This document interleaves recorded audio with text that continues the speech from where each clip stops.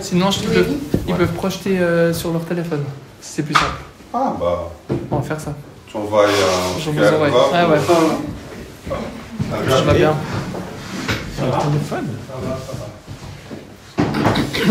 Vous pouvez aller sur, si vous avez internet, sur menti.com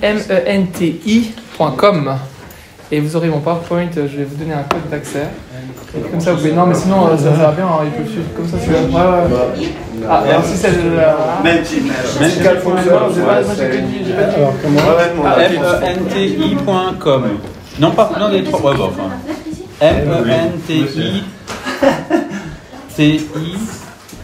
On a Après, ça demande un on va aussi adaptateur sur adaptateur. Si ça marche pas, on fera. Ouais. J'ai un doute sur ce câble VGA là.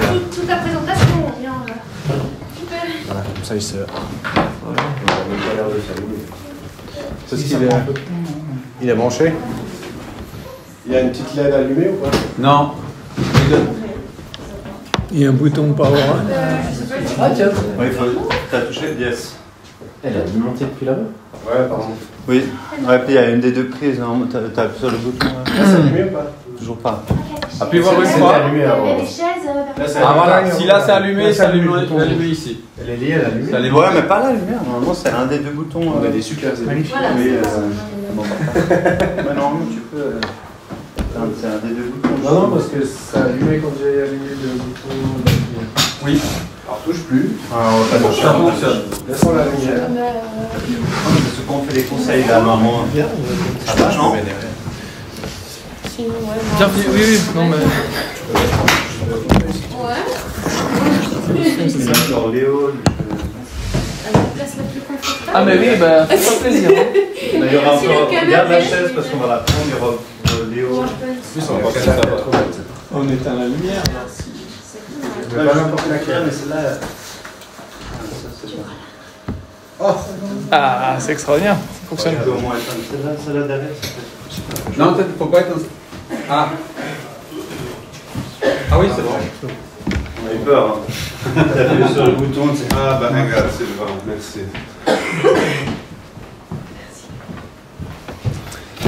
Pas prendre tout le Natel. Ah oui, c'est là. Il est là, je l'ai mis là. Ça va? Comme ça en montant. On peut recommencer hein, s'il faut. Non, non, On va prendre sur le caractère.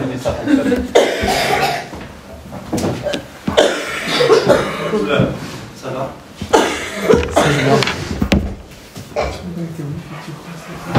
C'est bien. Bon bah bonjour à chacun, un plaisir d'être là cet après-midi avec vous. Il est 15h10 et on a jusqu'à 10. 16h, 16h10, 16h30, non, jusqu'à 16h, c'est ça l'idée. Excellent.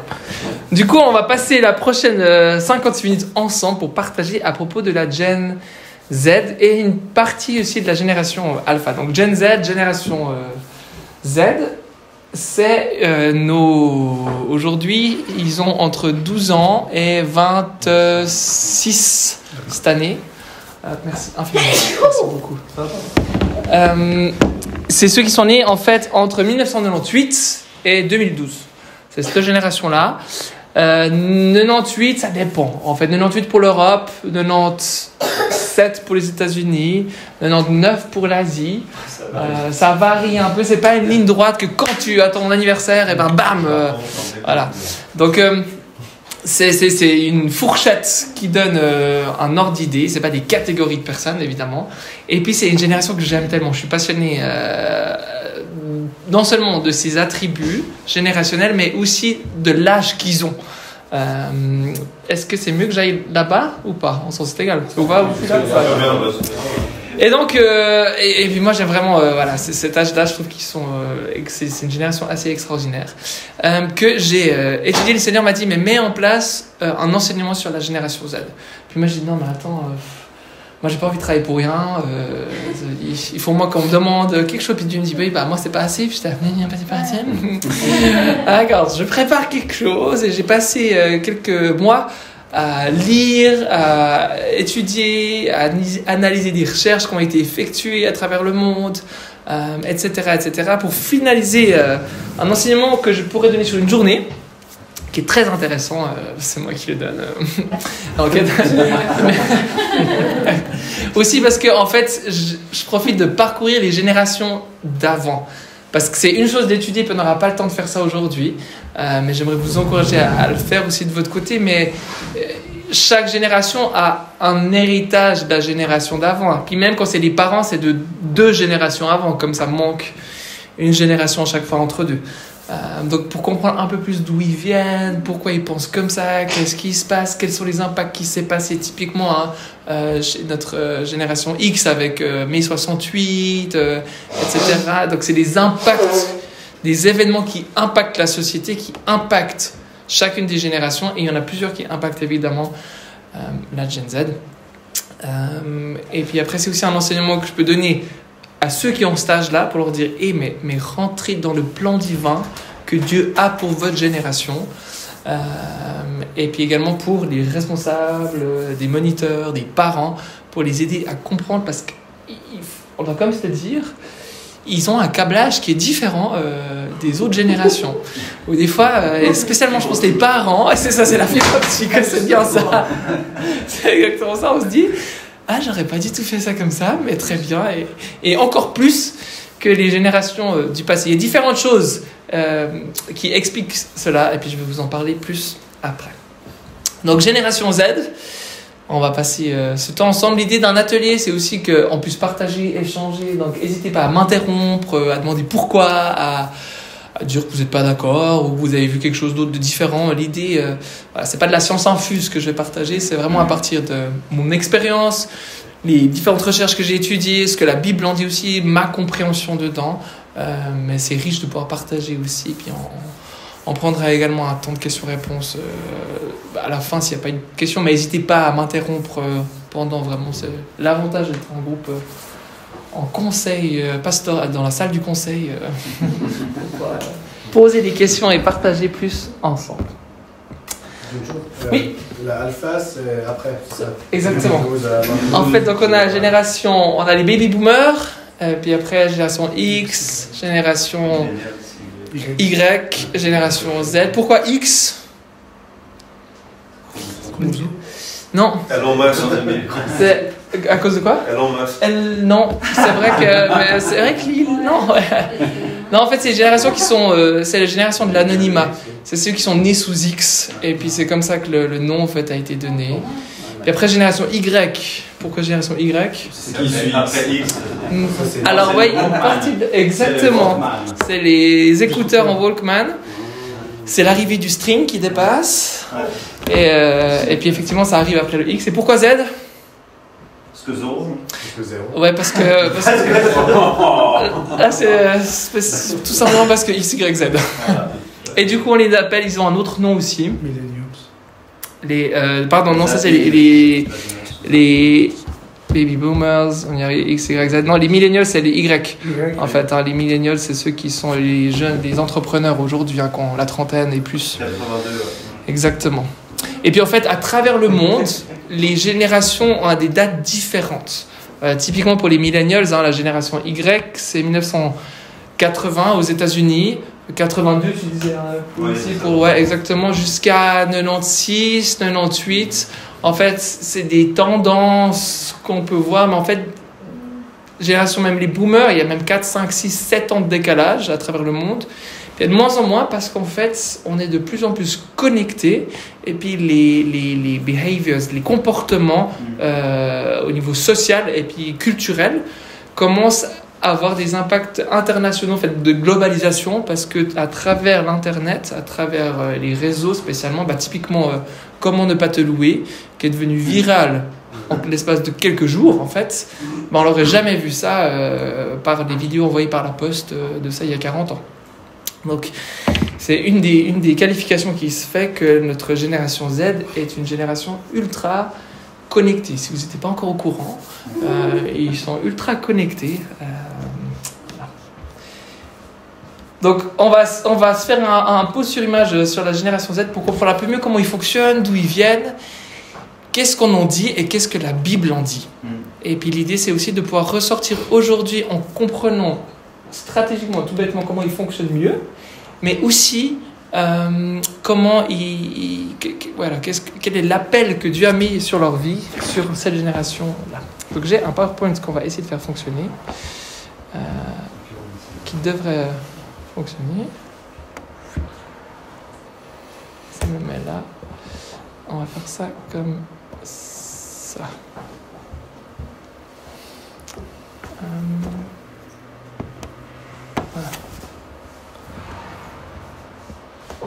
Voilà, la génération Z. Notre petite famille. Donc on est venu avec notre grande au milieu, Eline, et puis à droite Lucie Lou, et on a notre Oliver qui est avec sa grand-maman, donc la femme de Guy, actuellement en train de finir sa sieste, se réveiller, et puis d'avoir des 4 heures sûrement. Donc ça c'est le code que je vous dis si vous voulez suivre sur votre téléphone. Donc la Bible est claire, elle nous dit que la fidélité de Dieu dure de génération en génération. Il a fondé la terre et elle subsiste. C'est important de se le rappeler parce que des fois on se dit mais qu'est-ce qui s'est passé avec cette génération? Ou des fois on se dit oh là là, qu'est-ce qui se passe? Et en fait Dieu reste fidèle de génération en génération. Et ce qu'il faut qu'on ait en tête, et peut-être Guy nous l'a donné ce matin, Dieu a pensé en mode génération. Parce que sinon on aurait tous, je ne sais pas c'est quoi l'âge parfait. C'est combien l'âge parfait? Le tien, tu as quel âge? C'est l'âge parfait secret. 63, on aurait tous 63 ans. On serait né à 63, on meurt à 68. Et en fait, Dieu, il n'a pas fait ça. Dieu, il a fait qu'on naisse. Et Dieu merci pour la maman, pas à 63 ans, mais effectivement à 0 ans, 0 mois, tout petit, et qu'on grandisse. Et puis moi, je dis, il y a quelques années, j'ai commencé à réaliser qu'en fait, la vie, c'est quelque chose qui se comprend à l'envers. Le plus on vieillit, le plus évidemment on prend des connaissances de l'âge, etc. Mais aussi le plus on commence à regarder les photos de nous à l'époque et on se dit oh mon Dieu, qu'est-ce que je pensais à m'habiller comme ça? Ou bien pourquoi est-ce que j'ai décoré ça comme ça? Ou purée, mais comment ça se fait que je parlais? Bref, on se regarde plus jeune et on se dit bah si j'avais su. Puis après on commence à avoir des enfants, puis on se dit ah mais c'est pour ça que ma maman elle mais si j'avais su. Et en fait ça fait partie de la vie. C'est comme ça que Dieu l'a pensé, parce que vraiment il aurait fait différent. Dieu est Dieu, C'était sa meilleure idée qu'il a eue, de nous faire grandir, de nous rendre interdépendants d'une génération à l'autre, d'apprendre plus d'une génération, d'apprendre plus de l'autre, d'avoir ces échanges en fait, et puis ces différentes onctions ou cadeaux que Dieu fait pour chaque génération. Alors évidemment il y a l'aspect développement humain, ça c'est dans notre grille, pas un tableau blanc là, mais il faut imaginer sur une des lignes horizontales. Notre développement humain, ça veut dire qu'on est tous à la même. Typiquement, tout être humain qui a entre 1 et 2 ans, il va apprendre à marcher. C'est lié à moins qu'il y ait des situations particulières, physiques, etc. Mais peu importe d'où il vient dans le monde, en cet âge-là, il va... après, à 2 ans, il va dire non. Voilà, on sait toujours. Voilà, il dit toi, tu as 2 ans et tu as 2 ans. Voilà, exactement. Après, les pourquoi arrivent, etc. Donc, le développement humain. Après, il a 13, 14 ans, c'est les yeux qui roulent au ciel. Voilà, ça c'est très international, c'est lié à l'âge. Mais après, on a des qualificatifs qui sont par génération. Il y en a pour la génération X, des cadeaux, des dons, des choses particulières. On n'a pas le temps de s'arrêter dessus aujourd'hui.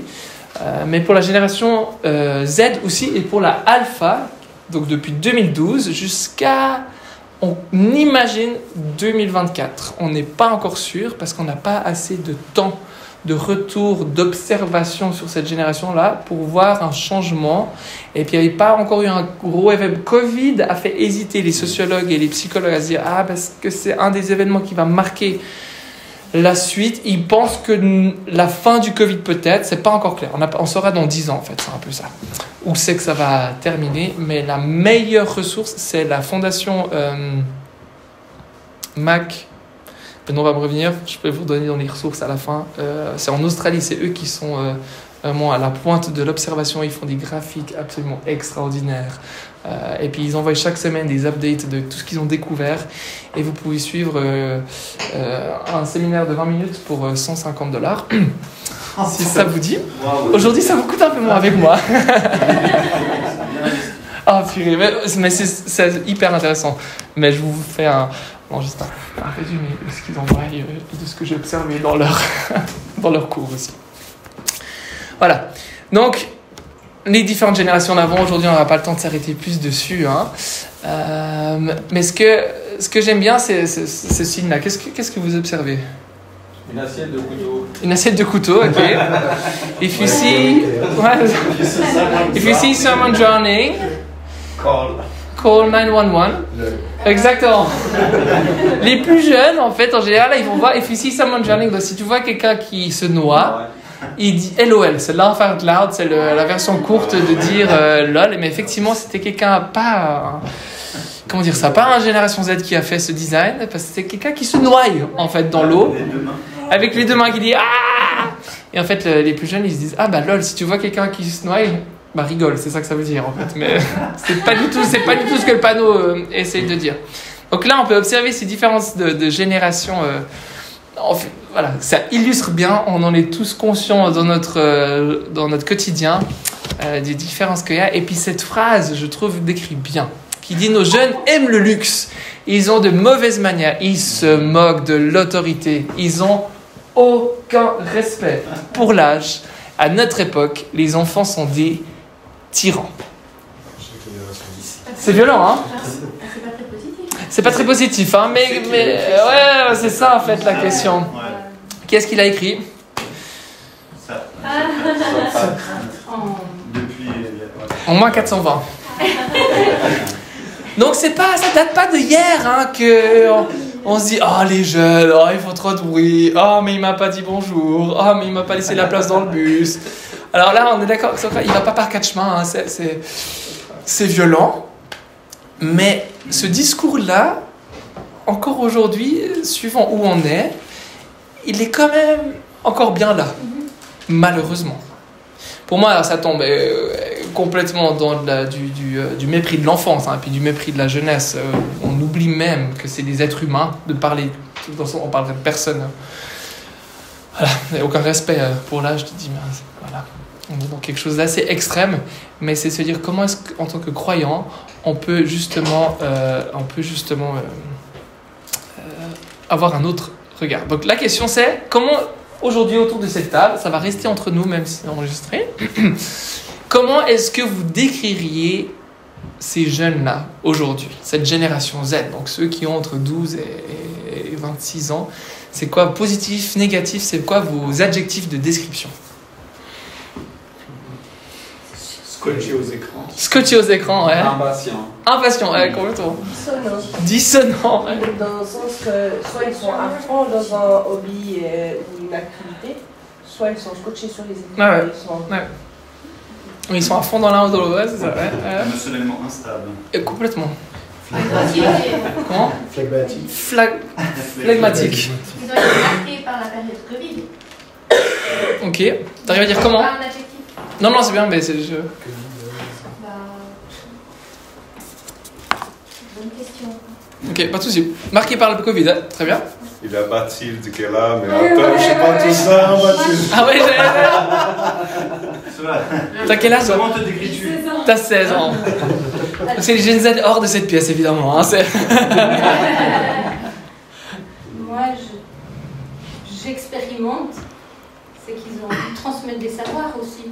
Ils ont envie d'apprendre. Ils ont envie d'apprendre, ouais, c'est vrai. Ouais. Donc... Ouais. Oui, c'est vrai. Typiquement, c'est des choses qu'on a perdues avec les deux générations d'avant, les X et Y. Les Y, les millennials, recommencent typiquement le tricot. Ça devient une grosse tendance de reprendre le tricot. Et c'est pas parce qu'ils l'ont appris de leur grand-mère. J'ai oublié le terme quand on apprend quelque chose de...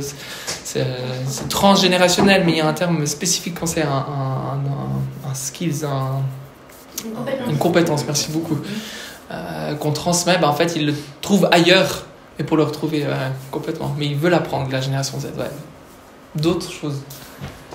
Ils veulent être reconnus aussi, un grand désir d'indépendance, d'entrepreneuriat, d'être leur propre patron. Ouais. Plus la Y en fait que la Z. Les indépendances. Ouais. Z ils bossent plus ensemble, mais ouais. Ils ont cette fibre aussi, une partie. Est-ce qu'ils sont à l'heure? Avec combien de minutes de retard? Ouais, c'est ça, exactement. Ça dépend. Ça dépend de leur part à partir de combien de minutes. Est-ce que souvent moi ce que j'entends c'est mais en fait on peut pas leur donner du leadership ou des responsabilités parce qu'on leur donne rendez-vous ce jour-là et puis en fait ils décalent, ils ont un autre anniversaire ou une autre fête et puis ça se décale. Ouais, ça se décale en dernière minute. Tout d'un coup ils organisent en dernière minute, ils ont organisé les 18 ans peut-être là. Ou là, mais là j'étais un week-end un camp de ski et puis un des responsables qui a 17 ans du camp, ils étaient 4. Le jour, 2 heures avant de partir, il demandait un peu à tout le monde comment il redescendait pour trouver une voiture pour redescendre. Et vraiment, il s'est pas organisé, pas spontané, ouais c'est ça, pas anticipé, très flexible. Je pense aussi une génération qui pas perdue, mais qui cherche un sens. Qui cherche un sens, ouais. La génération d'avant Y, on faisait parce qu'on devrait faire, nos parents nous avaient demandé de faire, c'est comme ça que ça fonctionne. Dès que là, je sens qu'eux n'ont plus envie de faire pour faire, ils ont envie de trouver un sens dans ce qu'ils font.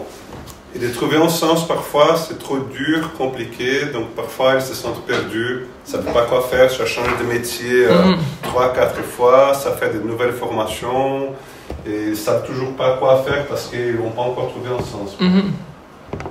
Ouais, c'est génial. D'autres choses Le manque de repères. Manque de repères, ouais. Après, ce qui est assez intéressant, c'est que souvent on projette de notre expérience, mais ça c'est humain, comment quelqu'un d'autre, typiquement les langages d'amour, si nous on aime vraiment le tactile, on aime les câlins, on se dit pour réconforter quelqu'un, il va falloir lui donner la meilleure tape sur l'épaule ou le meilleur câlin. C'est pas forcément comme ça que la personne se sent aimée. C'est la même chose dans les générations. Des fois on se dit mais c'est comme on se projette à leur place. Et c'est une des choses qui fait que cette génération-là, elle est décrite de manière assez négative. Alors, il faut quand même savoir qu'elle constitue aujourd'hui la plus grande génération actuelle au monde, en pourcentage. Ouais. En Afrique, elle représente déjà même plus que la moitié de la population. Alors, c'est faux, c'est vrai, il faut juste savoir que l'espérance de vie est nettement moins haute sur le continent africain, ce qui fait qu'évidemment il y a beaucoup plus de jeunes malheureusement parce qu'on meurt plutôt que typiquement en Europe. Mais quand même, ce qui veut dire que l'impact, le pourcentage est quand même drastique, est quand même massif. Et puis ce qui fait au niveau global, c'est la plus grande génération qu'on a parmi toutes les autres générations. C'est la première génération aussi qui est née entièrement avec l'Internet. Ils sont nés en fait avec ce qu'on appelle le métavers. Est-ce que quelqu'un sait? Est-ce que tu peux nous décrire qu'est-ce que c'est le métavers, s'il te plaît? Qu'est-ce que c'est? Voilà. Je prenais des notes, Attends, je suis ça. Ils sont affreux avec toi, ils sont affreux. C'est bon, je te défends. Vas-y, moi, moi je suis Z ou Alpha. Je sais pas, t'as dit t'es né en quelle année? 2008. Non, T'es Z. De toute façon, Alpha, ils ont moins de 12 ans. Ouais. C'est sûr, donc si tu as plus de 12 ans. En fait, il est Et moins de avec, 26. une extension à la main. C'est exactement ça. Mais c'est vraiment ça. En Les fait, enfants, ils savent faire comme ça à Lucie Lou, elle a même pas une année, elle fait déjà ça. Bah oui. Elle n'a pas le droit au téléphone. Quand il est à sa hauteur, Mais voilà, la génération Y. Mais et c'est inné. C'est inné. ils apprennent par imitation. En fait, c'est le début de l'Internet 3.0. Qu'est-ce que c'est l'Internet 3.0? Eh bien, l'Internet 1.0, c'était la structure, enfin Windows 64. voilà, c'est ça, Internet. C'était, on allait accéder pour trouver, c'était une bibliothèque, Wikipédia. On allait, enfin même pas forcément Wikipédia, on met combien il y a d'habitants à New York, on va chercher des informations sur Internet. C'était l'Internet 1.0. Et arrivé par la suite, l'Internet 2.0, à la fin dans les années 90 déjà, où non seulement on allait chercher les informations, mais nous-mêmes, on pouvait en mettre. Typiquement Wikipédia, justement, on dit « Ah non, c'est pas juste, à Duyer, il n'y a pas tant d'habitants, il y en a tant. Ah non, le Cèdre, c'est l'église parfaite, c'est sûr. » Et puis on corrige les choses. Et puis, ça c'est l'Internet 2.0, ou aussi l'arrivée de Facebook. On met des informations sur nous-mêmes, on peut poster une photo, c'est nous qui mettons des infos. L'Internet 3.0, ça fait partie de la vie, c'est l'extension, c'est le métavers, justement. Le métavers, c'est, une phrase, c'est vraiment un monde virtuel, mais qui est quand même comme le vrai monde. On peut se créer un avatar, on peut se créer un travail, on peut générer de l'argent, on peut vraiment faire une vraie vie, mais sur le web. Donc évidemment, tu peux même aller faire caca, mais en fait, c'est pas physique. Mais c'est dans le sens, c'est pas juste un Tamagotchi, mais il y a encore plus que ça. Donc tu peux générer du income, du salaire, etc. Et donc, ça fait vraiment partie de la vraie vie. Ce qui fait que pour une Gen Z, ça fait vraiment partie. C'est vraiment, comme tu dis, un troisième bras, etc. Ça fait partie, une extension qui fait partie de la vraie vie. Alors, typiquement, mon beau-frère, il joue sur League of Legends, je ne connais même pas très bien ce qu'il fait. Et mon réflexe de Gen Y, de Millennials, c'est je lui dis, mais vraiment, sors dehors, va prendre l'air et puis va jouer avec tes potes. Et en fait, une fois, sa porte était ouverte et j'ai entendu à travers la chambre, qu'est-ce qu'il faisait. Puis pendant qu'il jouait, et j'étais bluffé, en fait, il était en contact. Mais je vais sembler dingue. Si vous dites ça aux Gen Z, on a l'impression des boomers de dire ça, mais ils sont en contact avec leur casque et ils avaient des conversations ultra profondes de ce qu'ils ont fait pendant le week-end, ce qui était super bien, ce qui émotionnellement était compliqué. Où il en était avec la fille qu'il était amoureux mais qu'il avait encore rien osé lui dire. Et puis pendant qu'ils sont en train de jouer, ils s'échangent tout ça. T'es là. En fait, ils ont vraiment... ils ont du relationnel. Mais vraiment... Alors oui, ils sont en train de jouer à leur truc. Oui, ils sont derrière un écran. Mais en fait, c'est la vraie vie. C'est la vie réelle. Alors peut-être une manière plus simple de comprendre pour nous, haute génération, la vraie vie. C'est très facile. Typiquement, si je fais un Zoom maintenant, ou un appel WhatsApp avec ma maman, est-ce que, elle décroche maintenant, est-ce que c'est vraiment ma maman qui est là sur le Zoom, sur le WhatsApp? Bah oui. Je l'appelle, elle va répondre, ah mais comment tu vas, je suis là, où c'est une super communauté, tu viens aussi, montre-moi les lieux, donc je vais lui montrer les lieux.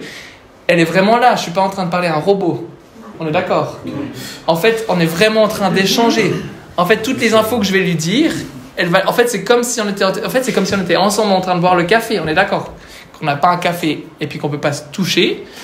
Mais c'est vraiment ça, l'extension, on le vit tous au notre quotidien, le 3.0, où on donne de l'info, on reprend de l'info et on se le merge dans la vie réelle. Ça fait partie de notre vie. On voit plus où ça commence, on voit plus où ça finit. C'est compliqué de dire, on pourrait pas dire en fait, t'as pas vraiment appelé ta maman. Attends, oui, en fait, je viens de la voir sur un appel WhatsApp ou j'ai vu qu'elle s'est ramassée là parce qu'elle est tombée, elle s'est fait mal. On voit. Donc vous me suivez? C'est ça pour dire pour la génération Z encore plus, si pour nous c'est déjà évident sur le téléphone, combien plus c'est vraiment une extension. Je suis pas en train de dire, et ne sortez pas de cette salle en disant lui qu'il a dit ils peuvent aller derrière l'écran autant d'heures par jour qu'ils veulent, ça fait partie de leur génération. Non, c'est pas ça que j'ai là. On a des savoirs relationnels, humains, échanges à cultiver, à apprendre, qui s'apprennent pas uniquement par les réseaux ou pas uniquement par l'écran, mais il faut garder ça en tête que ça fait quand même partie d'où ils en sont. C'est une génération qui est extrêmement authentique, vraiment, ils priment le fait d'être réel plutôt que la perfection. La génération d'avant, la génération Y, les millennials, il faut ma photo parfaite de mon burger à l'avocat avec un petit matcha, la petite photo parfaite que je peux mettre sur Internet, avec le bon filtre. Eux, pas du tout. C'est vraiment le plus brut au sens propre du terme, le plus cru. C'est le plus vrai, ça va être le plus authentique. Entre autres, les nouvelles applications, on a Facebook pour les générations d'avant, après Instagram qui arrive avec les millennials, Snapchat un petit peu. Donc Snapchat, c'est vraiment tu prends une photo, tu l'envoies et puis tu peux la voir pendant X secondes. Et puis en fait, celle qui maintenant a pris le dessus, c'est Be Real. Donc sois réel. Et c'est une application qui t'envoie en fait une notification à un moment aléatoire dans la journée.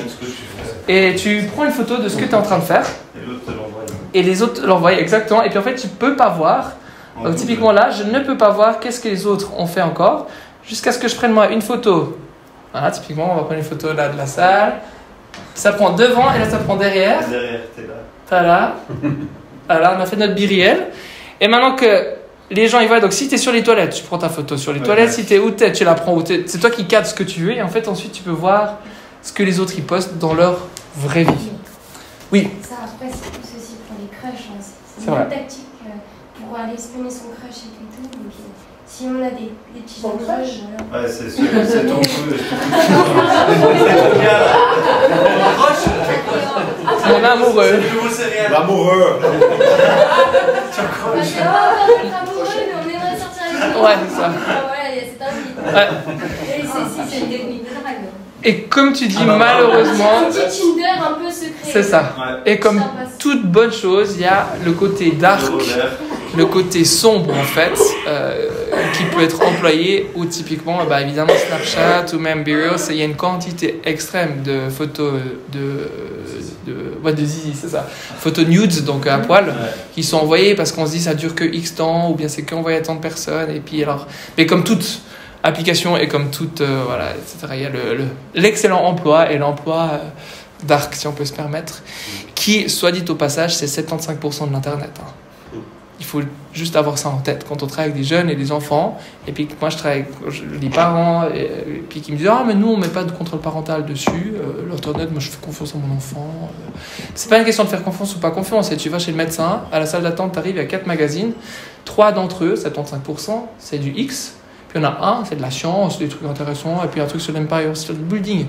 Donc c'est pas forcément que l'enfant est intéressé à forcément plus au X que ça. Des fois oui, mais c'est juste qu'il y a une plus grande chance qu'ils prennent un des 3 autres magazines que le magazine qui est clean. Donc c'est malheureux, mais c'est une réalité. On va revenir sur la génération Z et soyons conscients, dans ce métavers, c'est pas que tout ce qui est beau, il y a beaucoup de boucs émissaires qui se passent sur le web, et puis en fait les gens sont vraiment trash sur le web parce qu'ils ont l'impression que on peut dire tout ce qu'on veut parce qu'on ne va pas nous reconnaître, et puis que ça se lynche gratuitement, et là malheureusement ça aide pas au fait que non seulement c'est la plus grande génération, mais c'est une génération qui est décrite par les spécialistes d'hyper anxieuse et liée aussi à la dépression. On n'a jamais vu autant de suicides que cette génération-là. Alors évidemment, c'est dans le pourcentage, hein, pas au niveau du nombre, parce que une plus grande population. Mais hyper anxieux, pourquoi ? Parce qu'en fait, toutes les nouvelles, quelque chose qui se passe à Tombouctou, à Marseille ou bien en Australie, eh ben, ça arrive tout de suite en notification sur les nouvelles, sur les réseaux, et comme ça fait partie de l'extension, c'est la vie réelle, eh ben, tout de suite on se dit, on est concerné. Et en fait, on n'a jamais eu, c'est la première fois qu'on a une génération qui est autant exposée à autant de catastrophes dans le monde, à l'instant T où ça se passe, mais aussi sur la durée de sa génération. C'est la première génération qui a eu autant de crises, catastrophes naturelles, sanitaires, etc., de guerres, en un laps d'une seule génération, au-delà du fait qu'on voit l'information qui vient tout de suite.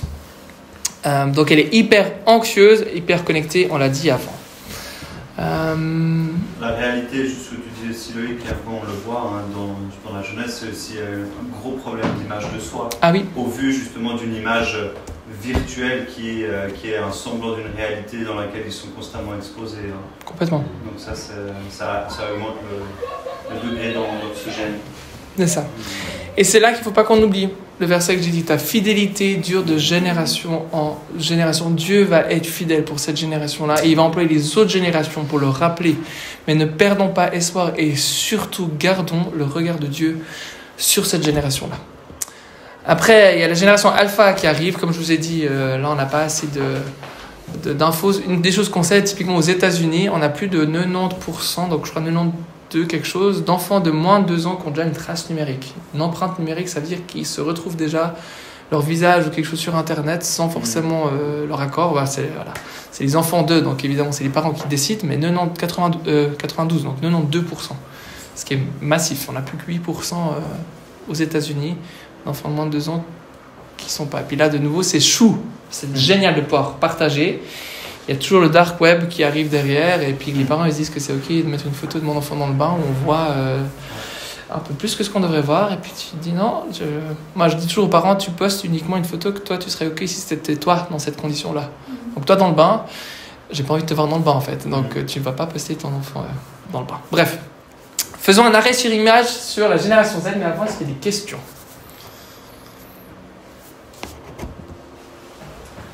moi, je m'avais posé peut-être une question. Pour l'instant, c'est pour anticiper, hein, pour ceux qui n'ont pas encore des ados, hein, comme Sylvain et moi.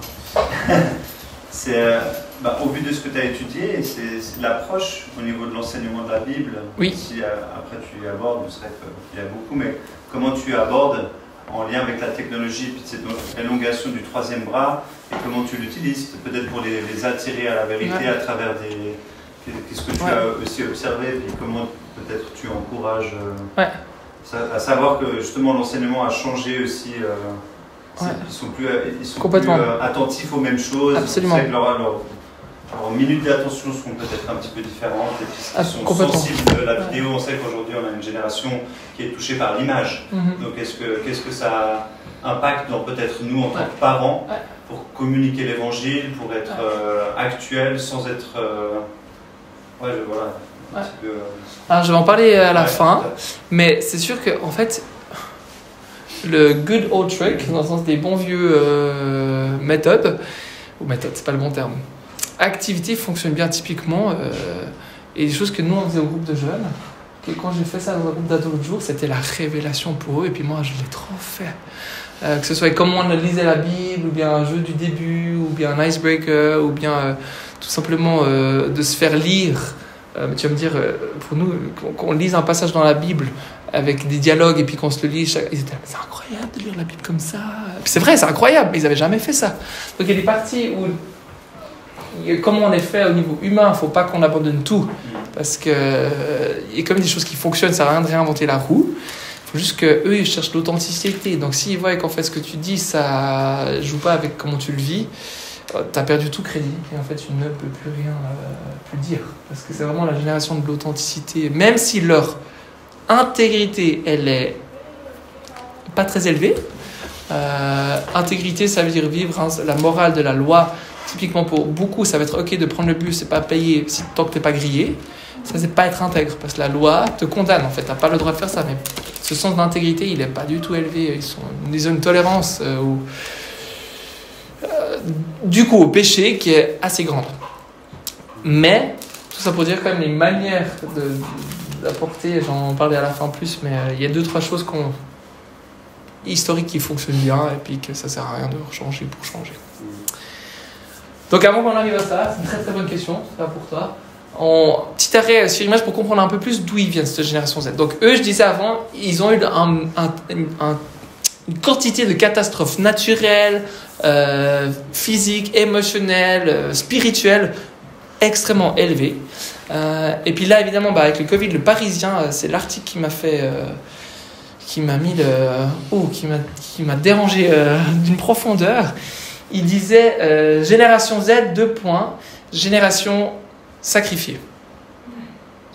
Et c'est quelque chose qu'on a entendu, c'est quelque chose, je le disais avant de partir, hein, c'est une génération vraiment qui a vécu le Covid mal, vraiment je vous dis hein, quelques lignes, ça dit génération sacrifiée, déprimée, fracassée, arrêt sur image d'une jeunesse en mal de projet, les journées immobiles, devant un écran, à suivre les cours à distance, vous vous souvenez, là, comme ça, à faire des apéros virtuels, les Skype-péros,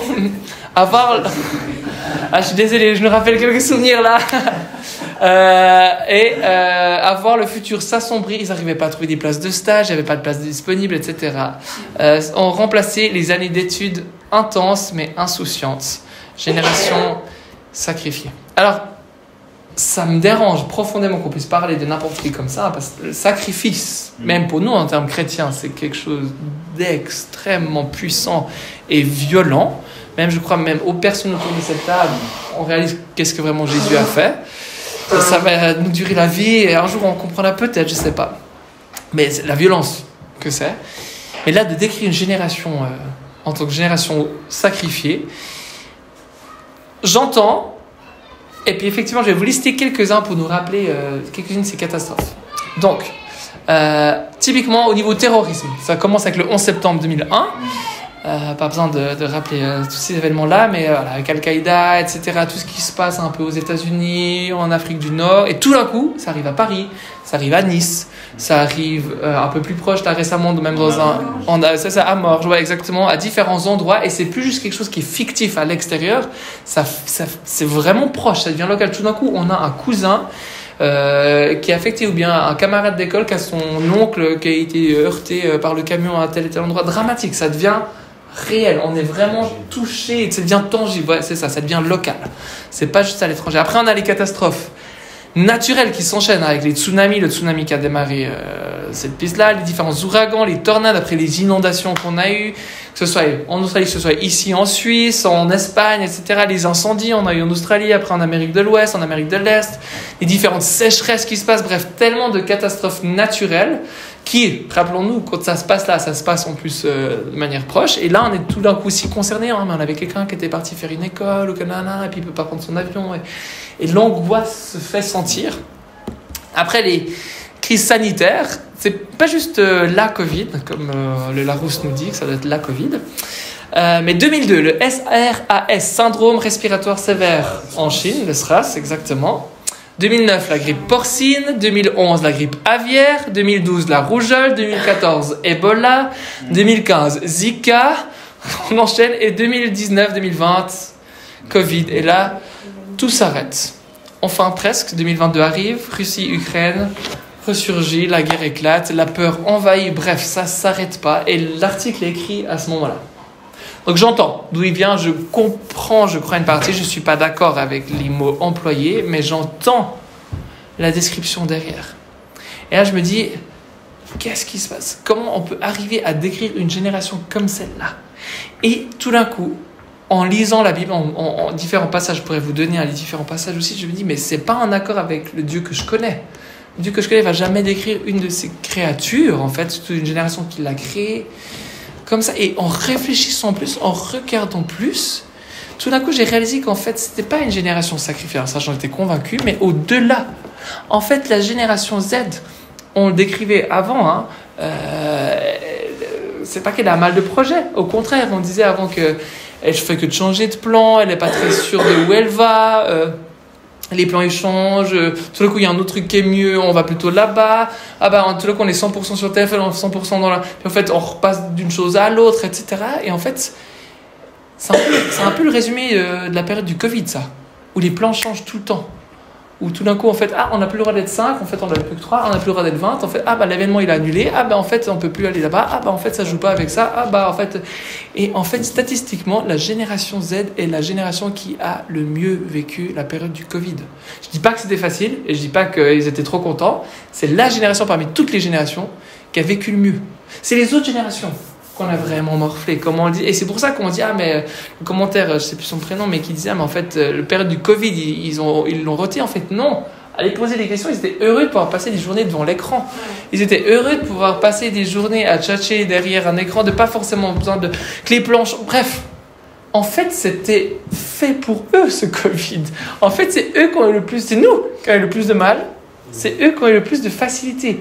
Et là, je me suis dit, si en fait, cette génération Z, c'était pas une génération sacrifiée, mais qu'en fait, c'était une génération qui est née spécialement pour la tempête qu'on traverse.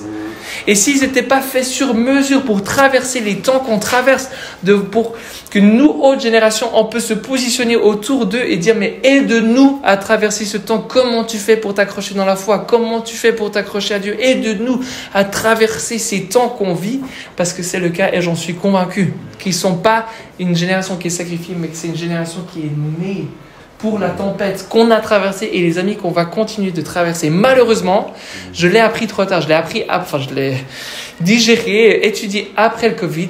Et je me suis dit, mais c'est pas possible. Les chrétiens, on aurait dû être les premiers à créer des articles, écrire des articles sur la génération Z, qui est une génération qui est née pour cette tempête. Ça, c'est un des livres, entre autres, que j'ai lu, qui a ce titre-là aussi, qui m'a impacté d'une manière. Gen Z, Born for the Storm.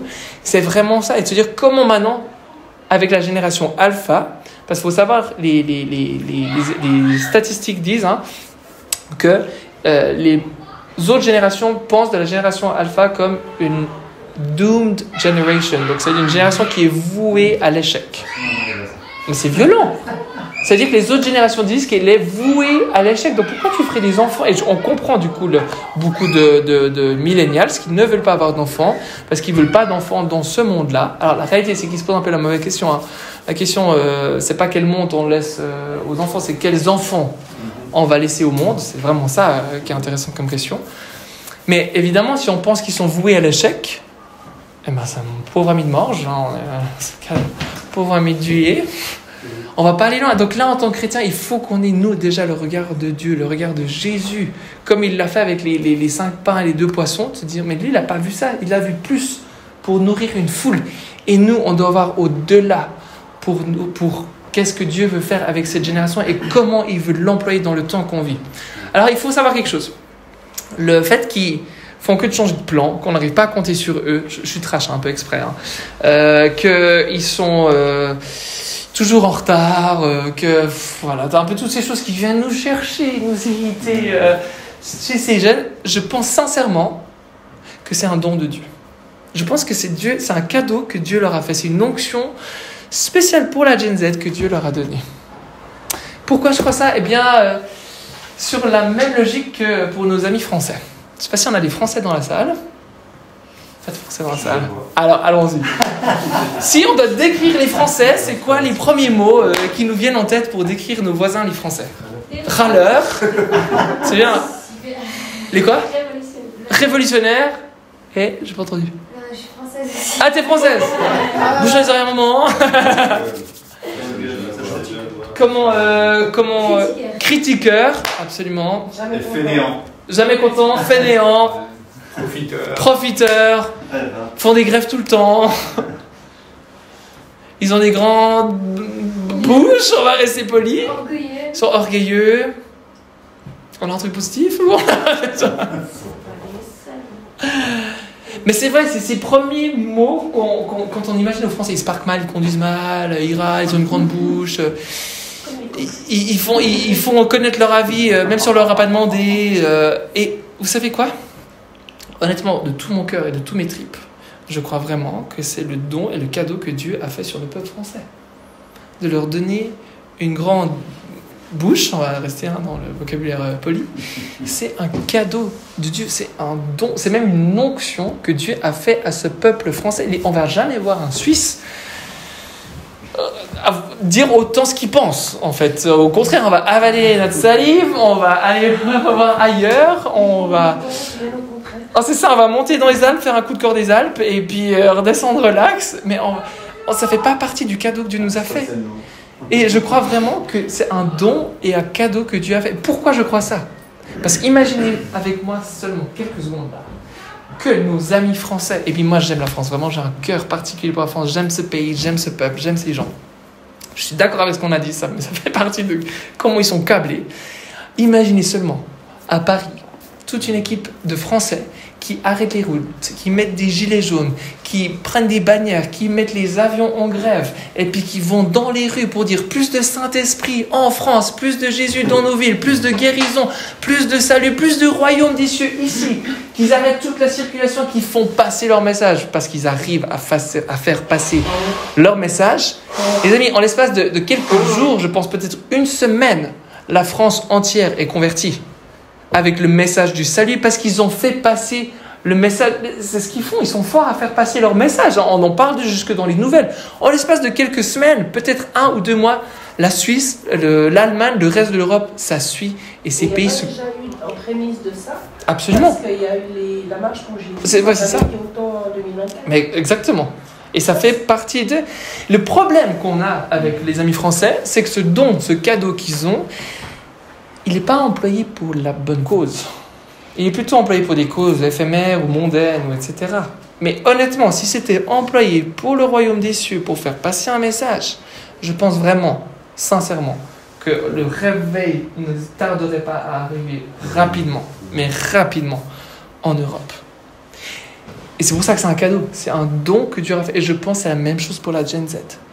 Donc, il ne faut pas rentrer en disant, Loïc, il a dit que je peux arriver en retard, que je peux rester devant mon ordi tout le temps, parce que c'est mon cadeau, et comme ça que ma génération, elle fonctionne.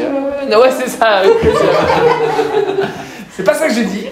Mais ce que je dis, c'est que ce don, s'il est employé pour la bonne cause, de la bonne manière, ça va bouleverser les autres générations et ça va nous aider à avancer à l'intergénérationnel et puis traverser les différentes tempêtes qu'on a. Parce qu'on en a eu par le passé, on en a actuellement et on va en avoir dans le futur, évidemment. Et la Gen Alpha qui va arriver, c'est eux les suivants.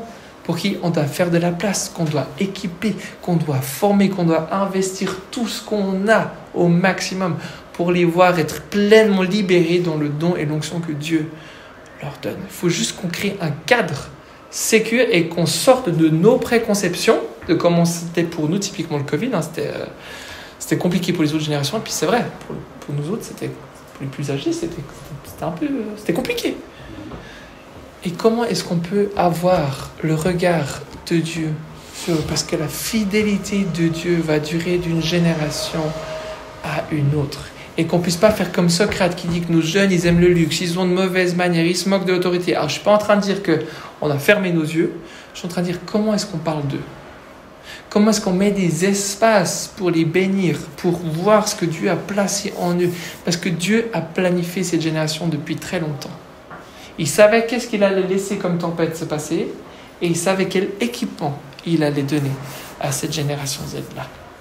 Et je crois sincèrement qu'il faut qu'on puisse avoir une crainte de Dieu, vraiment une haïson pour le mal, une colère sainte en fait, qui vient en nous quand on entend des gens parler mal de cette génération, et qu'on ne soit pas nous ces gens qui parlent mal de cette génération, mais qu'on puisse parler la vie, qu'on puisse avoir le regard de Dieu et puis être en colère sainte face à l'ennemi qui essaye, et puis c'est une réalité, le taux de dépression, de suicide, etc., il tape bien l'ennemi là, hein. Il a bien réussi. Et si on arrive à créer ces sas, ces relations, et puis c'est là les 3 pistes que j'aimerais vous donner pour cette génération Z, de comment les rejoindre au mieux, et puis comment être pertinent dans nos programmes, dans nos cultes, dans nos familles, etc. Mais par-dessus tout, il faut qu'on demande le regard de Dieu pour cette génération et dire, Seigneur, qu'est-ce que tu as planté? Qu'est-ce que tu as planté chez mon fils là ou chez ma fille? C'est quoi la belge? C'est quoi l'onction? C'est quoi le cadeau que tu as mis? Que moi, tu peux m'aider, parce que peut-être qu'il ne le voit pas tout de suite, à le voir encore plus, parce que tu es fidèle aujourd'hui et tu seras fidèle encore demain. Tu avais une question? En fait, quand vous avez dit comme quoi, genre, vu que les Français... Après, je ne vais pas cracher sur mon pote. Vous avez dit que les Français, comme vous dites, comme quoi, ils sont très révolutionnaires et qui... Oui. Et que vous trouvez que c'est un don. Moi, je trouve que ce serait peut-être plus efficace si on le ferait par amour, au lieu de crier sur tout le monde, insulter tout le monde. On est d'accord. C'est ça que ils ne l'emploient pas de la bonne manière. C'est pas employé, mais ils ouvrent leur bouche. Contrairement aux Suisses, c'est pas dire que tu ouvres ta bouche, tu dois gueuler comme du poisson pourri et puis jeter du fumier sur la place principale. Mais ils osent faire des trucs quand même que nous, ils ont une audace qu'on n'a pas en Suisse, cette audace-là. Mais elle est pas bien employée. En fait, si c'est dans le cadre sain... Ouais. Dernièrement, c'est vrai que j'ai eu cette pensée à propos d'un Français qui parlait des choses qui répondaient d'une manière, ça heurtait les gens. Je me dis, ça, c'est un Français qui dit des choses justes, mais qui ose les dire. Je sais pas si tu as connu Carlos Payo. Ouais. Il est décédé il n'y a pas très longtemps. Et c'est vrai que sa manière de parler était française. Ah oui, c'est sûr. Et son authenticité, elle était juste française. Il était vraiment français. Voilà, c'était un français qui me paraissait juste. Et c'est sûr, on ne doit jamais être une pierre d'achoppement. Ça, c'est la Bible nous le dit. Donc, dans le cadre biblique donné du royaume des cieux, le don, Dieu va employer ce don-là. Mais effectivement, en aucun cas, tu peux crier mal et parler mal de et sur quelqu'un. Ça, c'est sûr qu'il ne faut pas que ça aille à l'encontre de nos valeurs. Donc, non, c'est ça que je ne suis pas en train d'excuser ce qu'ils font ou la manière que ça fait, mais vraiment, il y a quelque chose en eux, puis la même chose pour la Gen Z, il y a quelque chose que Dieu a placé que les autres peuples, ils n'ont pas. Après, il y a des choses que d'autres peuples, que nous les Suisses, on a, que d'autres peuples, ils n'ont pas. Et là, il faut qu'on trouve, et c'est ça, il faut demander, Seigneur, c'est quoi que tu as placé chez nous? C'est même pour les Suisses, c'est quoi que tu as placé chez les Suisses? C'est quoi que tu as placé chez telle et telle nation? En Ouganda, en Australie, etc. En fait, chaque tribu, en fait, a quand même des... Puis la même chose pour les générations. Chacune des autres générations, là, malheureusement, on n'a pas le temps aujourd'hui de voir qu'est-ce que Dieu a placé dans chacune, mais c'est un des parcours assez intéressants de repérer, par rapport aux tempêtes qu'ils ont traversées, quel a été le don de Dieu. Donc, 3 pistes pour notre Gen Z. La première, on l'a dit avant, c'est l'authenticité, mais soyez authentiques. C'est-à-dire que, autant dans le cœur à cœur, quand on échange ensemble, d'être vulnérable, d'oser partager plus ce qui se passe dans nos cœurs, puis d'être vrai, de parler dans la vérité. C'est ça l'authenticité, quoi, d'être vraiment transparent, et puis oser être cash, et oser exposer ce qui pique un peu parce qu'ils vont pas se moquer, ils aiment tellement le vulnérable, le transparent, que là on va se créer des amitiés. Puis là, évidemment, hein, tout ce qui est lié au développement humain et puis tout ce qui est de l'amitié humaine, l'investissement, on va pas le partager, tout ce qui nous paraît évident, hein, le passer du temps, aller boire un café, investir, relation positive, évidemment, ça dure, peu importe l'âge qu'on a. Donc authenticité, premier. Ensuite, la relation, c'est une génération qui est extrêmement relationnelle.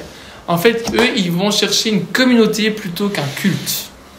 Donc, si nos dimanches matins, c'est un culte qui commence à 9h30 et qui finit à 11h29, pour être sûr qu'on est fini à l'heure, parce que les autres générations, ils aiment bien. C'est là que c'est compliqué, hein, quand on est dans l'intergénérationnel, que ça finisse à l'heure. Mais qu'ils ont échangé avec personne, en fait, on va les perdre dans nos communautés, enfin, dans nos cultes. Si c'est que un spectacle de groupe, qu'il n'y a pas de relation, qu'il n'y a pas de groupe de maison, qu'il n'y a pas de profondeur, et du coup, depuis la fenêtre de vulnérabilité, etc. Ça, c'est des pistes. Hein. Je ne suis pas en train de dire que ça annule tout le reste qu'on fait. Il faut juste bien avoir ça en tête. Et là, ça fait partie encore. Courage à lui. Mais tout le reste, ça colle. Et encore, ah, t'es là aussi. Pardon, je t'ai pas vu. Caché derrière. Attends, je te tourne le dos. Je suis désolé. Eh bien, évidemment, ça demande pas mal d'équilibre hein, de fonctionner avec toutes ces générations. Mais pourtant, c'est un cadeau de Dieu, les générations. Et là, vraiment, de proposer du communautaire plutôt que du culte. Pour la génération Z, ça va vraiment leur parler. La profondeur dans les relations, aussi de prendre le temps. Là, j'ai baptisé plusieurs jeunes cette dernière année et en fait, c'était vraiment honorant. Il m'a dit là au mois de... Oh, je peux vous montrer une photo. Je l'ai baptisé le 12 décembre dans le lac de Neuchâtel avec la neige partout. Qu'est-ce qu'on les aime, ces jeunes. C'était froid, mais il disait, mais pourquoi il a choisi Loïc? Il dit, en fait, avec Loïc, et pourtant il dit je sais qu'il accompagne plusieurs personnes mais quand on est avec lui on a l'impression que tout s'arrête et puis qu'il nous donne tout son temps et puis qu'on est qu'avec lui et puis c'est vrai non mais c'est vrai en partie dans le sens que je vais mettre ce temps et puis être avec eux. Pourtant la réalité c'est que une fois je les prends avec moi dans la vie parce que je dois faire mes courses, on va se balader avec mes enfants donc je dis viens faire les courses avec moi, viens faire, donc je le prends dans la vie. En fait pour lui d'avoir investi dans de la profondeur de relation et de l'amitié et d'authenticité, ça parle. Et le dernier point, c'est le rythme. En fait, il faut être efficace et il faut prendre le temps. Et c'est pas contradictoire. Ça veut dire que on avait, pour la génération X, pour captiver l'attention, on pouvait prendre un peu le temps pour ça. Typiquement, je sais pas, un spectacle ou quelque chose, une belle affiche ou quelque chose, ils s'arrêtaient facilement pour regarder. La génération Y, si on reprend la question des réseaux sociaux, on est sur quelque chose entre 5 et 10 secondes. Si tu n'as pas captivé l'attention de quelqu'un dans les 5 à 10 secondes, il va passer à la vidéo suivante. Génération Z, on parle d'une seconde. Si on n'attire pas l'attention dans une seconde, donc 0, 1, il y a quand même le temps. Mais exactement, si on n'a pas capturé l'attention dans ce 0, 1, ils vont vraiment faire ça. Et puis même, je les vois, ils sont tellement rapides sur leur téléphone, j'ai l'impression d'avoir 90 ans à côté. L'autre jour, je parlais avec un jeune, je ne l'ai même pas vu, je reçois une notification, il a envoyé une photo, il avait ouvert son téléphone, pris une photo, fait tac tac, envoyé, mis un sous-titre à la photo, tac tac, envoyé sur son Snapchat, posé son téléphone, j'avais pas le temps, j'ai même pas vu, que je vois qu'il y a une notification, j'ouvre, puis c'est moi sur la photo. Puis là, je t'ai même pas vu prendre la photo. Ils sont tellement rapides, ils sont super efficaces. Et puis dans les conversations, ça ne sert à rien de tourner autour du pot. On peut aller droit au but. Évidemment, toutes les règles de relation et puis de différentes profondeurs en fonction de l'amitié ou de la proximité qu'on a avec la personne restent en compte. On reste humain, hein, dans le sens où tu vas pas commencer à aller vers quelqu'un que tu connais pas parce qu'il est Gen Z, dire quelque chose d'hyper profond et puis que tu es là, oh là, non, là, il faut construire un peu de la relation avant, mais on peut aller direct, on peut aller efficace et en même temps de prendre le temps, comme il disait, mais de cet aspect communautaire, cet aspect relationnel, de s'arrêter. Et puis là, je pense, nous autres générations plus âgées, on a quelque chose à amener de s'arrêter, de faire, on fait des shabbats, on invite ces jeunes de temps en temps à la maison, enfin quand on le fait pour s'arrêter le temps d'une soirée, de respirer. On a une phone box et ça, je vous encourage que ce soit en tant que parent ou en tant que responsable d'école du dimanche. Les téléphones prennent tellement de place et ils sont bien. Mais c'est de se dire comment on peut leur donner un cadre bien, mais une limite aussi. Et puis on a une phone box, donc une boîte à téléphone, où chacun met sur silencieux son téléphone dans la boîte au groupe de jeunes ou à la maison pour venir à table, et tu ne touches pas ton téléphone tant qu'on n'a pas fini la vaisselle et que le repas est vraiment fini. Ou alors tant que le groupe de jeunes est pas... Parce que même le groupe de jeunes, ils attendent le groupe de jeunes, puis ils sont là comme ça, et puis on perd cet échange. Puis, faut pas oublier, on est quand même humains, même si on sont ultra connectés, ces relations humaines, elles s'apprennent d'une génération à une autre. C'est un savoir qui ne s'apprend pas tellement sur les réseaux directement, même s'il y a plein de choses à apprendre. Donc une phone box, c'est génial pour ça, parce que ça frustre un peu, et en même temps ils disent, mais c'était incroyable en fait, on a une eu des minute et après conversations. on se retrouve Parfait. tous en bas, on va prier avec nos enfants et famille. C'est génial.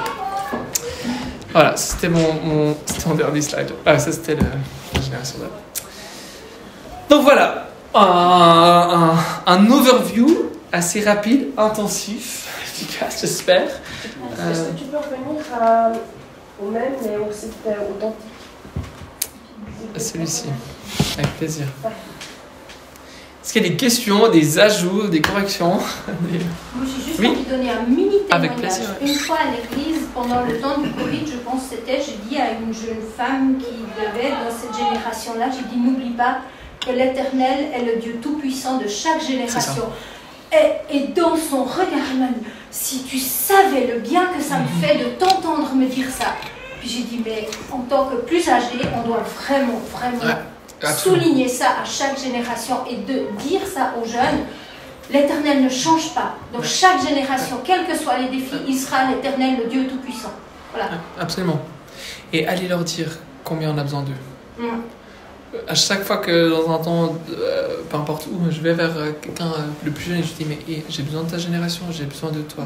J'ai besoin que tu te lèves, tu rentres dans ton appel. Pas pour mettre la pression, hein, puis manipuler, on n'est pas du tout là-dedans, mais vraiment pour libérer et dire, mais vole, fonce, je veux te soutenir et être là, mais on a besoin de toi.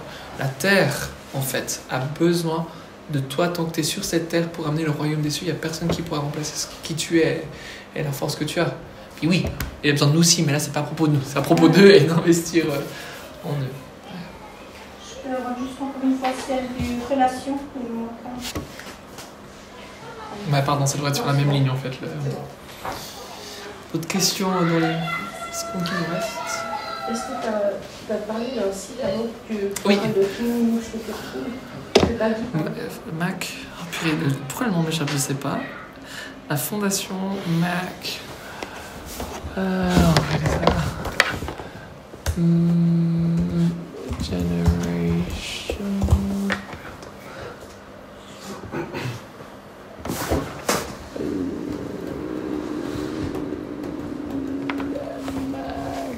Mac Credo, c'est là que ça me revient. Mac Credo, je vais vous l'écrire là. Mac. Voilà, Credo. Là, et sur leur site, il y a pas mal de ressources aussi gratuites, malgré tout, qui sont vraiment belles. Ils ont une grande. Voilà, Mac Credo. Ah, c'est juste. Voilà. Mac Credo. C'est tout en anglais évidemment, mais c'est vraiment comprendre le monde. Ils font beaucoup pour l'entreprise, de comment rejoindre toutes ces générations. Mais pour nous, en tant qu'église, c'est vachement intéressant aussi. Là, c'est les ressources, voilà, c'est toutes les trends. Ça, c'est payant ou... Non, beaucoup tout ça, c'est gratuit. Puis après, ils ont vraiment des infographiques, voilà, qui sont extraordinaires. C'est tout en anglais? C'est tout en anglais, malheureusement. Enfin, ouais. Typiquement, voilà, ça, c'en était un, c'était sur la Gen Z. C'est assez extraordinaire, en fait. C'est beau, c'est... Puis ils expliquent pour toutes les... Il est pas un assez grand, là, mais... Pour chaque génération, en fait. J'en ai un autre sur plusieurs générations, infographe. C'est dans Trends of 2025? Ouais. Ou c'était dans un autre... Ça, c'est sur la génération alpha. Donc, c'est dans celle dont il faut regarder un peu. C'est dans les ressources. Ouais, tu descends là, puis après, il y a plein de ressources. Vous pouvez vous abonner ici. C'est ça qui est intéressant, de s'abonner là. Après, ils disent même les différents noms qui montent en 2024. Donc, c'est vraiment. Ils sont basés en Australie. Aujourd'hui, c'est vraiment l'Australie qui est à la pointe. Et c'est assez. Ils sont vraiment, vraiment très très bons. Ah, c'est celui-là qui est très intéressant. Ça, c'est un de mes favoris. Qui explique les différences. Hein, je pourrais t'arrêter. Par colonne, on a les builders, les boomers, les X, Y, Z, alpha. Et puis à gauche, typiquement là, c'est qu'on va pas assez. Là. Donc ben voilà, c'est pas c'est l'heure. Mais les différents slangs ou les mots importants, ou les voitures qui conduisent, ou les styles de leadership ici. Donc c'est super intéressant. Comment ils écoutent la musique. Hein. Les Y c'était l'iPad, maintenant c'est génération Z Spotify. Aujourd'hui c'est la génération Alexa, etc. Donc de voir ça tout sur une. Voilà. Et son nom pour être à l'heure, c'est ça. Merci.